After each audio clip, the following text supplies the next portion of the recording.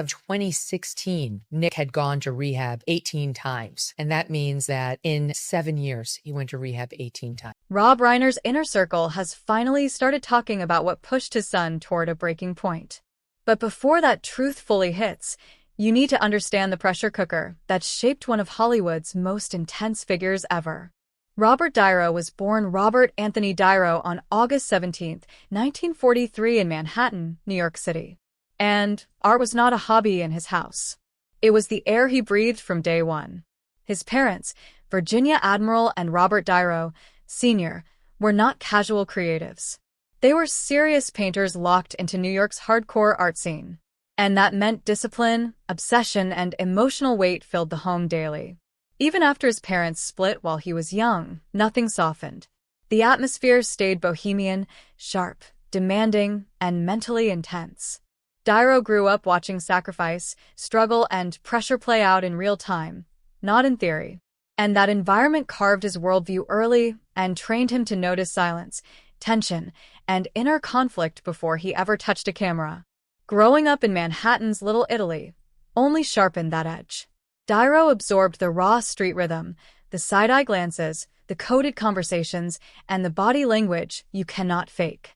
That realism burned into him, and years later, those same instincts would explode on screen with unsettling authenticity. By his teenage years, Niro was not dabbling. He was locked in.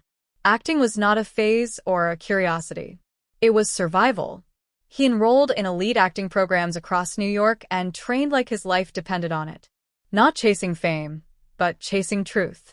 He studied under Stella Adler, who drilled emotional honesty and psychological depth into her students. This was not about memorizing lines. It was about understanding why a character breathes the way they do, why they pause, why they explode. Then came training with Lee Strasberg at the Actors Studio, where method acting was not theory. It was full contact, mental work. Those years forged the Niro formula the world would later fear and admire. Total immersion, extreme preparation, zero shortcuts. His early film roles in the late 1960s and early 1970s were small, but the warning signs were already there. You could feel the intensity simmering under the surface. The sense that something volatile was waiting to break through. Hollywood truly woke up when Niro teamed with Martin Scorsese for Mean Streets in 1973. The film felt gritty, personal, and dangerously real. Niro's performance did not feel acted. It felt alive, unstable, and unpredictable. Then came The Godfather Part 2 in 1974, where he played young Vito Corleone, a role already legendary and loaded with risk. He barely spoke English on screen, relying on posture, silence, and micro-expressions. The result was controlled, surgical, and powerful, earning his first Academy Award and confirming he was not just talented, but fearless. It's an extraordinary financial expense. It may make life easier in some ways, but it doesn't necessarily make life better. So when you think about a family here who was trying everything over the course of a decade plus, I mean, you're putting a lot of effort into dealing with this relationship, and for it to end so tragically and violently is very upsetting. What truly separated Niro from everyone else was his obsession with authenticity. For Taxi Driver, he did not study from a distance. He got a real taxi license and drove New York streets for months. The loneliness, the anger, the quiet instability soaked in, and that you talking to me moment was raw instinct, not a polished line. By the time Raging Bull arrived, the dedication reached near-myth levels. Niro trained like a real boxer, then physically transformed to show the character's collapse. The change was brutal, uncomfortable, and unforgettable, and it cemented a reputation built on going further than anyone else dared. That performance earned him his second Academy Award and locked his reputation as an actor willing to sacrifice comfort for truth all the way through the 80s and 90s. Niro stacked classic after classic, the king of comedy, Once Upon a Time in America, Brazil, Goodfellas, Cape Fear, Casino. Each role peeling back a new layer. In Goodfellas, his Jimmy Conway was not loud or flashy. He was calm, patient, and calculating. Proof that real danger does not need to shout. That quiet control made the character even more unsettling and unforgettable. Then came the turn nobody saw coming.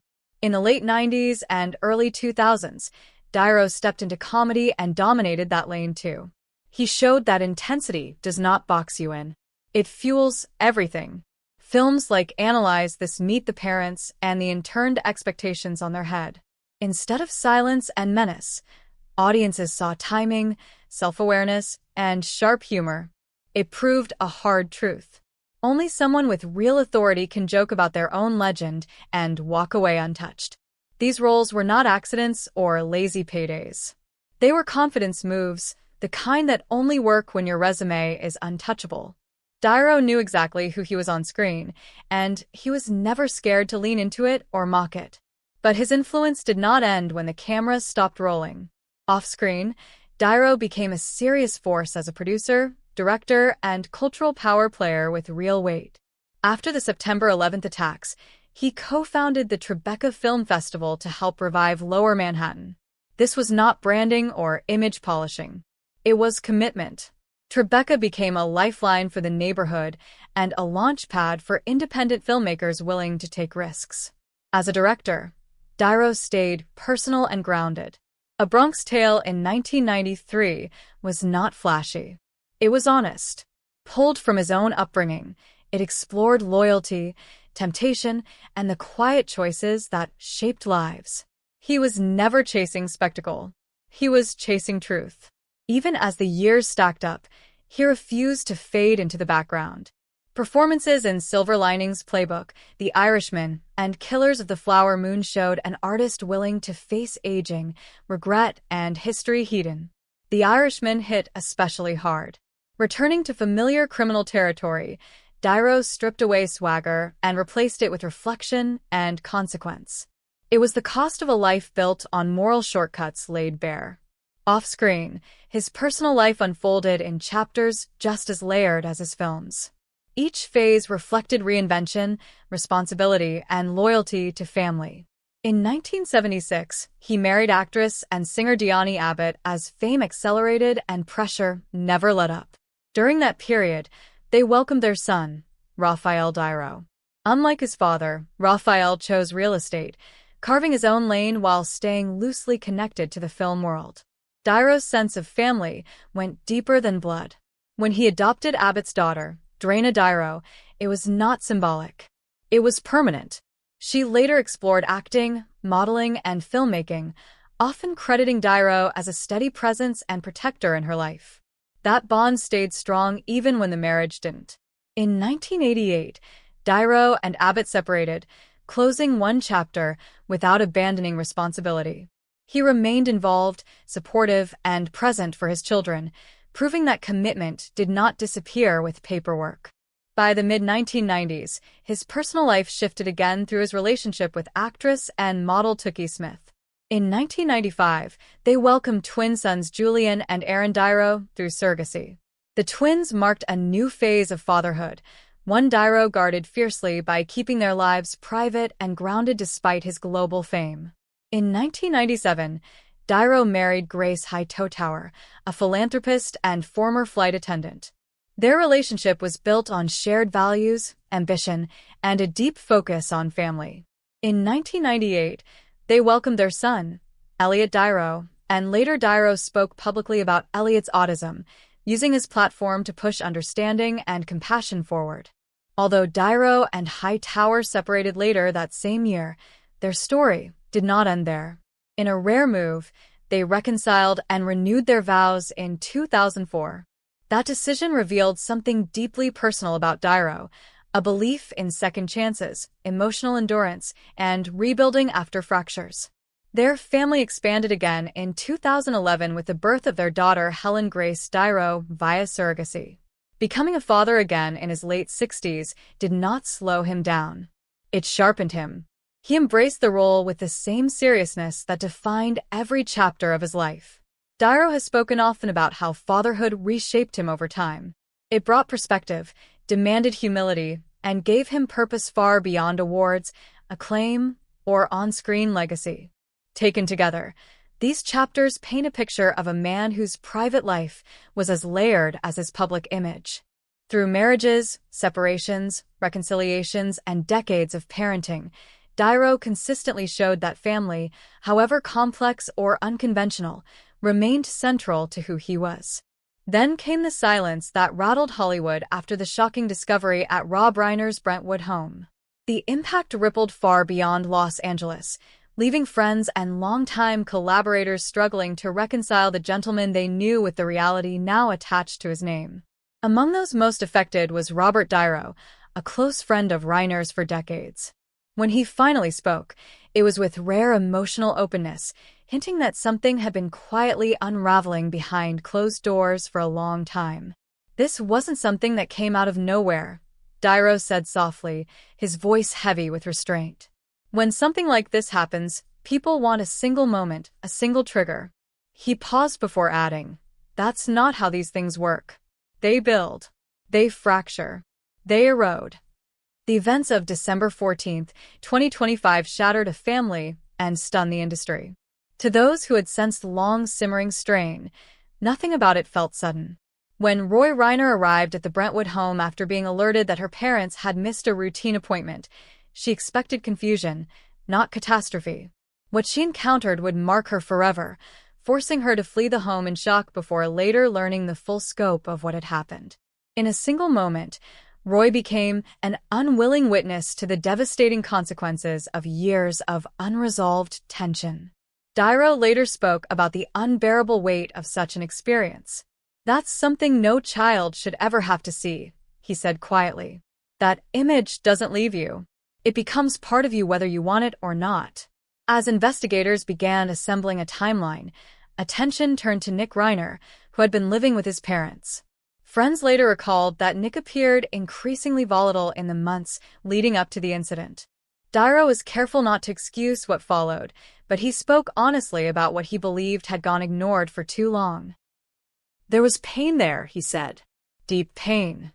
And when pain is dismissed or minimized, it doesn't disappear. It turns inward or outward." One moment that would later haunt those present was a Christmas party hosted by Conan O'Brien the night before everything unraveled.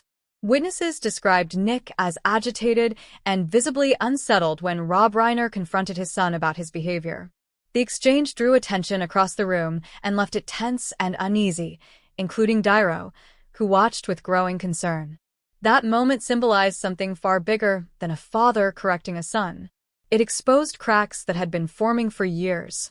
Niro said it plainly. That moment was not discipline. It was years of bottled frustrations spilling out in public. And once pressure like that breaks the surface, there is no stuffing it back down. After Roy contacted authorities, her next call said everything about how tight Reiner's inner circle really was. She reached out to Billy Crystal and his response was immediate. He rushed to the house with his wife, without hesitation. That urgency spoke louder than words. Reiner was not just respected, he was deeply loved. Niro later described Crystal's reaction as pure heartbreak. "We all felt like we failed him somehow," Niro admitted. "You look back and think, what did we miss? What signs did we explain away?" he added quietly. "And why?" The answer lingered uncomfortably because it was easier than facing what those signs might have meant. Nick's arrest later that day marked the legal start of something that had been building emotionally for years. Niro chose his words carefully, refusing to turn the situation into spectacle or shock-driven noise. "This isn't a story about fame or Hollywood," he said. "It's about a family. It's about mental health. It's about what happens when love and fear sit in the same space for too long." In the days that followed, Niro pushed for compassion without denial. Understanding, not excuses. He made it clear that you can grieve and still ask how things reached this point. "If we don't ask that question," he said, "then we're just waiting for the next time it happens." The statement landed heavy, not accusatory but urgent. For Niro, losing Rob Reiner was not just losing a friend. It was a brutal reminder that lives filled with laughter, success, and connection can still carry unbearable strain beneath the surface. "We tell ourselves strong people will ask for help," he said softly. "Sometimes they don't, and sometimes by the time they do, the damage is already done." That truth lingered, uncomfortable and unresolved. A reminder that what we choose not to see can carry the heaviest cost of